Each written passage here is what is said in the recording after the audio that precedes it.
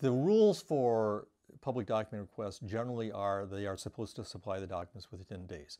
Now, for a very large request or a difficult one, it can be longer than that, but they're supposed to tell you that it's going to be longer.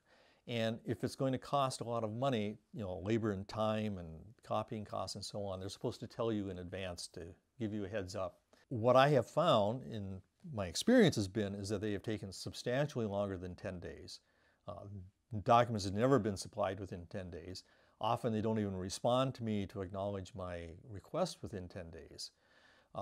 And it has taken close to half a year in some cases to actually get the documents from them. So they have not been complying with the public records law in terms of how fast they're supposed to produce the documents.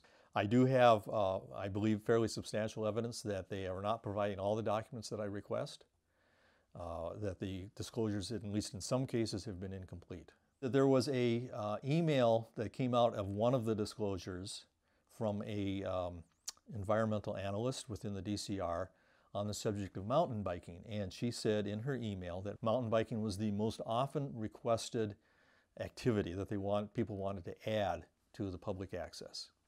So I wrote and said I want the disclosure of all those public records that people submitted, the written requests people submitted to add mountain biking to the watershed activities. My response was I got 0.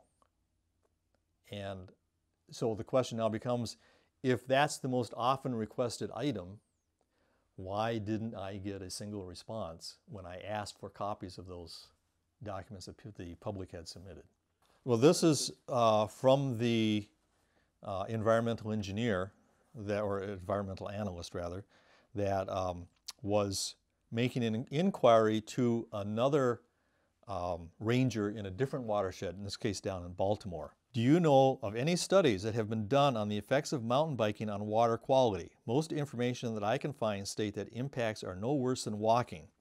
Parenthesis, not a great resource or help when you do not allow mountain biking and are trying to explain to the public why.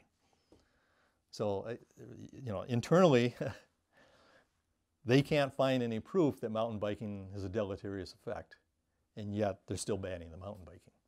Okay, this was dated July 30th, 2015, and it's from Jonathan Yo, who's the head of the Department of Watershed Protection within the DCR, and it concerns, it's to the Watershed Citizens Advisory Committee, a group of people who presumably advise them on issues concerning the watershed.